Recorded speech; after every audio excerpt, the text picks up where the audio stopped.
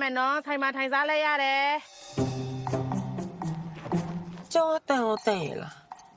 တန်းလောက်မယ်ထင်တာပဲမင်းသမီးတော့ပါစားကြလို့你让我这帮人干嘛？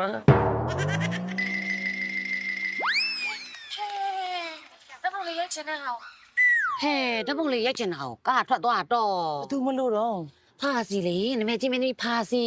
မသိမလား သိတာပါရဲ့ဖာစီငါတငယ်ချင်းကတော့နာမည်လေးကိုကြည့်လို့ငါတို့ကတော့လှုပ်ရှားလိုက်ရတာ တကယ်ချင်းနင်းတကယ်ချင်းလား ဘိုက်စားလိုက်တာနင်တို့အိမ်မှာမစားလာဘူးလားအိမ်မှာဟင်းမရှိဘူးငါတို့စားကြော်နေကြည့်မယ်လေစားမယ်မေဟဲ့တငယ်ကြီးကဘိုက်စားလို့တဲ့အကျော်လေးနဲ့သမီးကြည့်လိုက်နော် အေးကျွေးမယ်မမေလောက်ပဲ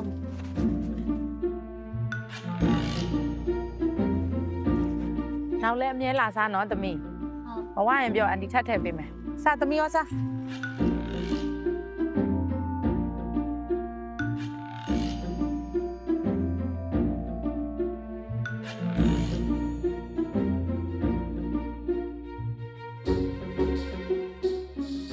ဟုတ်လို့လားအေးဟိုကနမဲကြီးမင်းသမီးနေအိမ်မှာထမင်းစားခဲ့တယ်ဆိုဟုတ်ပါမလား ငါမဟုတ်ဘဲနဲ့တမင်လီဆယ်ပြီးပြောပါမလား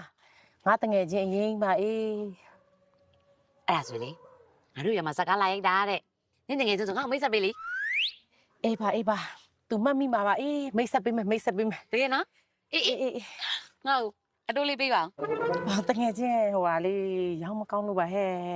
နောက်မှယူလိုက်ပါလား နင်အရင်ကလည်းမပေးသေးဘူးလေ ဟုတ်တယ်ဒီရက်ပိုင်းကနင်သိတဲ့အတိုင်းပဲအကျော်တွေကသိရောင်းမကောင်းတော့နောက်မှပေါင်းယူငါတငယ်ချင်းဖာစီနဲ့နင်ကိုမိတ်ဆက်ပေးမယ် တကယ်နော် စိတ်ချ အေး မင်းသမီးရောက်ပြီနော်ဟုတ်လား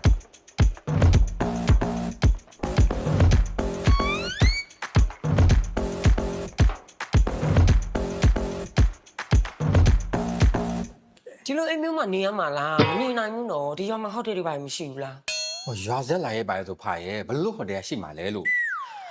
အဲ့ဆိုလေမန္တလေးမှာပဲပြန်အိမ်မယ်လေဟိုတယ်တစ်ခုခုစီစဉ်လား ဘလို့မန္တလေးမှာပြန်အိမ်မှာလဲအသွားပြန်နေ2နာရီလောက်ကြာတယ်လေနိုင်စင်းနေရလဲရှိသေးတာဟုတ်အချိန်ကဗိရှင်ပြီးမှမလဲတည်တာမဟုတ်ဘူးရတောလာလို့အဆင်မပြေပါဘူးဟုတ်တိုက်ကလည်းအတစ်ဆက်ဆက်ပဲရှိသေးတာပါဖာရဲ့နေတိခံနေလိုက်ပါနော် စိတ်ညစ်တော့ ဖာဓာတ်ပုံနေရိုက်ချင်လို့လေ ဂျာရဲ့လေပြောလိုက်လေမင်းသမီးကခီးပန်းလာလို့နားနေရေလို့တခါပြောလိုက် ရိုက်ပေးလိုက်ပါဖာရဲ့အဲ့ဒါဒီတိုက်ပိုင်ရှင်ရဲ့ဟိုဖာလာမယ်ဆိုလို့လေသူ့ရဲ့တိုက်အစ်စ်ကြီးကိုဘယ်သူမှတော့နေရသေးတာမဟုတ်ဘူးပေးနေထားတာရဲ့မဟုတ်လို့ရှိရင်ကျွန်တော်တို့တစ်ဖွဲ့လုံးဖုံးချောင်းမှာတခြားရှူတင်ဖွဲ့တိုင်းနဲ့တွားအိမ်ရမှာ စိတ်ညစ်တော့အခုလားအခုကျေးဇူးတင်နေရအခုရဲ့တိုက်တစ်ကြီးမှလေဖောက်တဲ့စီစဉ်ပေးထားလို့လေကျေးဇူးနော် မင်္ဂလာဖာ မင်္ဂလာပါ မင်္ဂလာပါဖာလို့ပြောတာဖာကားဆိုအမြဲကြည့်တယ်ဟုတ်ဖာစကားဆိုအမြဲကြည့်တယ်ကြိုက်လေးကြိုက်တယ်အားလည်းအားပေးတယ်ဓာတ်ပုံလေးရိုက်မယ်နော် အော်ရတာဗောရမယ်လေ ဖာလေးရိုက်မယ်ဖာကျေးဇူးပါဖာ ကျေးဇူးပါ တခုလောက်ပြောချင်လို့ရဟိုဖာဒီမှာရိုက်မယ်စကားထဲမှာလေကျွန်တော်တစ်ခန်းလောက်ပါဝင်ပေးပါလားယင် ဟောအရေးချတယ်လေရတယ်ဒါလိုက်တောင်ကျွန်တော်ပြောပေးမယ်ရတယ်မပြေနဲ့ အခုအားရငါလေဖားလေခီးလဲပင်မလာဆိုတော့အပေါက်ကအခုနောက်မှာ โอ้သဘောပေါက်ပြီလွတ်လွတ်လပ်လပ်လာကျင်တာအပေါက်ဝဆောင်းနေမယ်နော်တို့ရဲ့ခေါ်တော့ဖာရှိရနော်ဖာ လူ ဟာတယ် ငါတို့မင်းသမီးဖာစီနဲ့ပေးတွေ့စမ်းပါဟဲ့အကျော်လေးပေးချင်လို့ မရဘူးဖာငါတယောက်တည်းအတွေ့ခံတာတစိမ့်တွေအတွေ့မခံဘူး ပြောပေးပါကိုလူရဲ့နေအိမ်မှာနေတဲ့ဟာကိုပြီးတော့ချားလို့မဟုတ်ဘူးမောင်ကဖာစီနဲ့ငဲတငယ်ချင်းနဲ့ဖာစီငယ်တော့တွေ့မှာပဲနေတွေ့မှာပဲစားခဲ့ရတဲ့ မဖြစ်နိုင်တာဟာဟိုကနာမည်ကြီးမင်းသမီး तू ကအကျော်တဲ့နင်းမလို့ယုံတယ် နင်းငေါ့လေးပြန် မဟုတ်ပါဘူးဟဲ့မယုံပေးတွေ့မလူတငယ်ချင်းကျေးဇူးရှင်ဆိုပြီးငါ့ကိုမပြောကြိုက်တယ်လို့လောက်ငါ့အကျော်လေးကျွေးချင်လို့မဟဲ့ငါတငယ်ချင်းကို ခဏခဏနင်းငယ်ကြီးအရေးကြီးလား အေးလို့ ဟိုဒါဆိုရင်လေရွာမှာရိုက်မယ်စကားထဲမှာငါတခန်းတော့ပါတယ်တဲ့ခန်းတိုင်းပါအောင်ငါလည်းပြောပေးပါလား ပြောပေးမယ်အခုပေးတွေ့ အခုတွေ့လို့မရသေးဘူး तू ကခီးပန်းလို့နားနေတာ ဟလာ ဟိုနောက်ပြီးမှလာကြနော် ပြောကြည့်ပါလားသူတငယ်ချင်း နားနေလို့ပါမကောင်းလို့ပါအခုမှရောက်တော့ အေး အကျော်ပေးမလို့လားနောက်ထားလိုက်မယ်ငါပေးလိုက်မယ်နော် မောလို့ပြောလိုက်သိတယ်ဟဲ့ အေးပါပြောပေးမယ်ငါလည်းပြောပေးနော် အေး ဒီတော့ ကိုလူ ဒါ ကျွန်တော်တခန်းတေချာပြောပေးထားရနော်မင်းသမီးကရွာထဲမှာလမ်းလျှောက်လာတော့ကိုလူကရည်စားစကားပြောရမယ်အခန်း ဟုတ်ကဲ့ မင်းသမီးနဲ့တွေ့ရမှာအပိုင်လုံးနော် ပိုင်လို့လာလာတောင်းရ5 4 3 2 1 action ဘာဖြစ်နေရလဲပြောလေ ဟိုပြောမထားဘူးဖြစ်နေဟာ အဲ့ဆိုလို့ဆက်ရိုက်လို့ရမှာလေ ရရဲစစ်သွားတင်လာအောင်မယ်ခဏလေးပဲစောက်ခဏလေးတယ်နော်ခဏလေးတယ်မှာ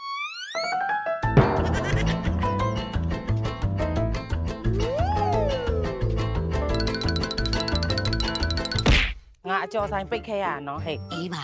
तू ကရွာလေးကစီဒီမှာဇလန်းရိုက်နေတာတဲ့ဒီနေ့တော့ငါ့ကိုတကယ်မိတ်ဆက်ပေးတော့နဲ့ လေငါ့ကိုသာမှတ်မိပါစေအောင်အေးမိတ်ဆက်ပေးမယ် နင်ပြောတော့လားဆိုရင်မှတ်မိမှာပါအေးနေ့မှာခမင်းစားခဲ့ရပဲတကယ်လို့ तू နဲ့ TikTok ဆော့လို့ရရင်လေနင်ကအတိုးအယုံမပေးနဲ့တော့သိလား တကယ်နော် အေး ဆက်ပေးမယ်နင့်ဟဲ့ TikTok တွေမကဘူးသူ့ဇက်လာနဲ့ပါအောင်ကိုပြောပေးမယ် တကယ်နော်အဲ့ဆိုနင်ငွေလိုတိုင်းလာယူအတိုးမပေးနဲ့ 5 4 3 2 1 action ဖာမင်းကိုချစ်တယ် ကျမတော့ရှင်ကိုမချစ်နိုင်ဘူး မချစ်နိုင်လို့မရဘူး ဟဲ့မပါဘူးလေရှင်အသားထိလို့မရဘူးလေကျမ ပါတယ်ငါအိမ်မှာမင်းကိုငါတော့မနေရသေးဘူးမင်းကိုထားတာမင်းကငါမင်းမမို့လို့လား လူလူဘသူကထရေတွေအရက်တွေတိုက်လိုက်တာတော့ သူကသူတောက်လာတာပဲ မဟုတ် तू ကလေဒီတိုင်းဆိုတော့တအားကောင်းတာအဲ့မူးလာတအားကိုသွေးဆိုတာတွေးရဲသူဓာတ်တွေနဲ့ဒုတ်တွေနဲ့လိုက်ရိုက်တာမထိန်နိုင်ဘူးတရွာလုံးသူ့ကို မင်းသမီးရောက်တော့ မင်းသမီးမင်းဘာလို့လဲတော့ဆွဲလေတော့ဆွဲလေကျွန်တော်လည်းကြောက်တယ်ကိုရဲ့ ပဲစင်လို့အိုင်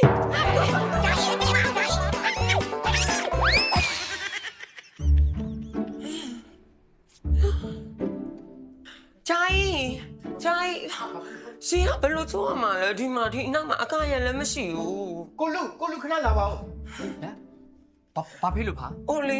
ရေကဒီနေရာမှာချိုးရမှာလား ဟုတ်တယ်ဒီနေရာမှာ ဘယ်လိုချိုးရမှာဒီလိုကြီးခတ်ချိုးရမှာ ခတ်ချိုးရမှာလေဖာပေးမမှဆိုလို့လားထိုင်းနေလေကျွန်တော်ခတ်ချိုးပေးမယ်လား အော်မဟုတ်ပါဘူးဟိုကလေဖာ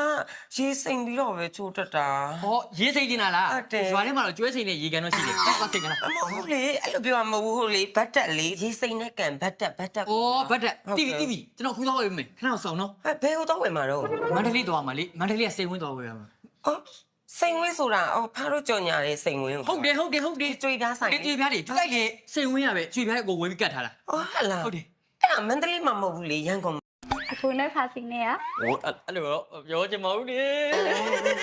အကိုဘာတက်တောင်ဝယ်ပြီးနေမှာတော့အကိုရဲ့ရေပူရေးဆက်လေးပါတက်ပေးလိုက်ပါအဲ့ဒါဆိုအကိုအိမ်ကတော့ပြန်မှာမဟုတ်ဘူး ရေဘူးရေးဆက် ဟုတ်တယ်ဝါတာဟီတာတို့ဘိုင်းလာတို့အကို အဲ့ဆိုဝယ်မယ် ဟုတ်ကို မပြန်ပြီးတာပဲဒါလည်းအခုယူမယ်နော်အခုထည့်ပေးလိုက်မစောင့်နေရမလို့ ထည့်ပေးလိုက်မယ်ကို ရေချိုးမှာမလို့နော် ဟုတ်အကိုဒီမှာအကိုပြောတဲ့ရေပူရေးအေးဆက်ဘိုင်းလာရှိရဝါတာဟီတာရှိရအကိုဘယ်တွေကထည့်ပေးလိုက်ရမလဲရှင် ဟိုအစင်ပြေမယ့်ဟာသာထည့်ပေးလိုက် အော်ဟုတ်ကိုဟုတ်အဲ့ဆိုအကိုတက်လက်စာတွေနဲ့လေမှန်တဲ့ဘေစင်လေးရောတစ်ခါလေးထည့်ပါအောင်မလား အဲ့ဒါနောက်မှ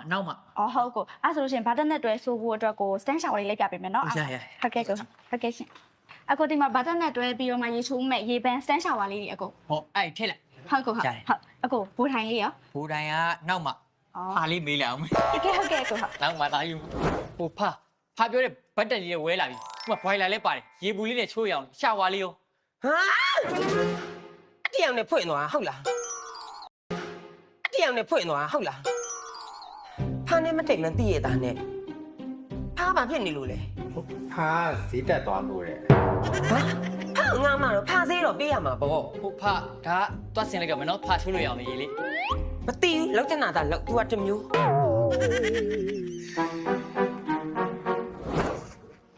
ဖုန်းရှာရှာအမရဲ့ဘလို့မင်းသမီးတငယ်ချင်းမင်းသမီးကဆင်းရဲလုံးလို့အကြော်ကျွေးခဲ့ရတာအမကိုဘယ်သူပြောတာတော့ သူလေ ကျွန်တော်မင်းသမီးမန်နေဂျာလုပ်နေတာ9နှစ်ရှိပြီနော်မင်းသမီးအကြောင်းဦးမချီကအကုန်သိတယ်အမလည်းမင်းသမီးကိုရိုးတဲ့နဲ့မိတ်ဆက်လို့ရပါတယ်အဲ့လိုကြီးရှောက်မပြောပါနဲ့ ဟုတ်ပါတယ်ကျမတငယ်ချင်းကျမတကယ်အကျော်ကျွေးခဲ့တာဖာစီဟုတ်တယ်မလား ဟုတ်လေအမကဗာလေဇလန်းကြီးရေးရဝါသနာပါလားနောက်မှဟာတာဇလန်းကြီးအံ့အောင်မယ်အတော်ကြီးရတယ် ဟုတ်ပါတယ်ဟဲ့ ငါမိတ်ဆက်ရင်တော့မှအဲ့လိုရှက်ကွဲမခံရဘူးခုတော့ရှက်ကွဲခံရပြီ အဲ့ရောနင့်ပြောတာပဲမယုံပါနဲ့လို့ ဒီငါတိုးပေးဖို့ပြင်ထားသွားမယ်ကိုလူမိတ်ဆက်ရ ဖာစီပါဟုတ်ပါတယ် ကျေးဇူးပါ ရတယ်ရှစ်တင်ပြီးရင်လည်းတက်တော့ထက်စော်ပြီးမယ် တကယ်နော် တကယ် ကျမကောင်းလိုက်တာ အော်ဟိုကိုလူလည်းနောက်တစ်ခါကျရင်ခေါ်ရိုက်မယ်နော်သီလားကိုလူတရက်ဆောင်ကောင်းပါရဲ့ဒါပေမဲ့ထည့်ရည်တွေပါရတော့တောက်မလာနဲ့နော်ဟာ မင်းသမီးနောက်ရက်မဲ့ဆင်းရမင်းသမီးငယ်ဘွားမင်းသမီးကငယ်ဘွားတော့အရန်ဆင်းရတာဆင်းရလို့စားစရာတော့မရှိဘူးအဲ့တော့မင်းသမီးရဲ့တငယ်ချင်းကနေပြီးတော့မင်းသမီးကိုအကြော်လေးတွေထမင်းလေးတွေအမြဲကျွေးတာဘယ်လိုပြောလိုက်တယ်ဘာဖြစ်လို့လဲမင်းသမီးဇလန်နဲ့ကအတိုင်းပဲလေ ဘာလဲငယ်စစ်တဲ့ကလေးဘောကလေးရအဲ့လိုတငယ်ချင်းမျိုးရှိဘူးလေတငယ်ချင်းနာမည်အမွန်းနဲ့တငယ်ချင်းကငါဝမ်းသာလိုက်တာသိလားနေအခုလိုငါပြန်တွေ့ရတာလေ အေးပါငါပူတော်ဝမ်းသာသေးရဲ့မလေးငါတငယ်ချင်းဖာစီဆိုဘယ်သူမှမယုံကြဘူးမလေးခုယုံပြီမလား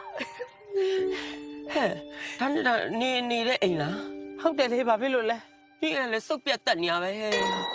အော်ဒီလိုလောက်ပါလားအခုငါရိုက်နေတဲ့ငါ့ကိုကြော်ညာငါတဲ့စိတ်ဝင်ကနေပြီးတော့ငါစပွန်ဆာတောင်းပေးမယ်နေအိမ်ဆောင်လိုက် နေဆောက်ပေးမလား အော်အိမ်ကတော့နေမောင်နေစောက်ပေါ့ဟဲ့ ညာဆောက်ပေးမလားလို့လေ ဟောဒါနဲ့လေတငယ်ချင်းရေငါတို့ငငယ်အားလေနှစ်ရှည်လာမြန်နေငါ့ကိုအကြော်နဲ့ထမင်းနဲ့ကြွေခဲ့ရတာကိုလေငါအကျေးဇူးငါမမေ့ဘူးသိလား ဟာပါလေတကယ်ကြီးမဆက်ပါနဲ့ ငါဆက်ဖို့ငါရည်ရွယ်ပြီးသား တော်ပြီးကျွေးခဲ့တာလည်းမပူ ဟုတ်ဘူးငါဆက်ဖို့ကိုငါတေချာရည်ရွယ်ပြီးသားငါဆက်ပါမယ်ဟဲ့ မလုပ်ပါဘူး အဲ့တော့ဒီလိုလောက်တကယ်ချင်း ပြောပြော နေလဲရှေ့ဆောင်နှစ်ရှည်လာများအကျော်နဲ့ထမင်းနဲ့စားအကျော်ကငါပြီးမယ်နော်အကျော်နဲ့ပဲစားသွားတော့